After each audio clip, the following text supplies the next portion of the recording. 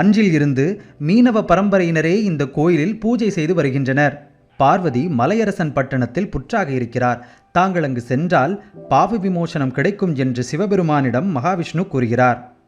அதன்படி பல இடங்களில் அலைந்து திரிந்த சிவபெருமான் இறுதியில் மேல்மலையனூருக்கு வருகிறார். சிவபெருமான் இங்கு வந்தவுடன் அவரை சுடுகாட்டில் தங்க வைத்துவிடு.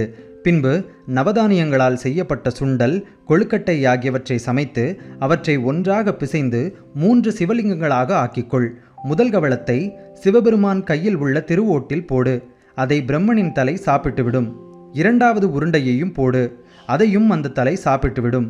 3வது உருண்டையை போடுவது போல் பாவனை செய்து கீழே இறைத்துவிடு. உணவின் சுவையில் மயங்கி கிடக்கும் பிரம்மனின் தலை தன் நிலையை மறந்து சிவபெருமான் கையை விட்டு கீழே இறங்கி சாப்பிடத் தொடங்கும். அப்போது நீ ஆக்ரோஷமாக உருவெடுத்து உன் வலது காலால் அந்த தலையை மிதித்துவிடு என்று மகாவிஷ்ணு ஆலோசனை கூறுகிறார். அதன்படியே பார்வதி செய்ய சம்மதிக்கிறார். பார்வதி தங்கியிருக்கும் இடத்திற்கு வந்த சிவபெருமான், தாயே, எனக்கு கொஞ்சம் பிச்சை போடம்மா என்று கேட்கிறார்.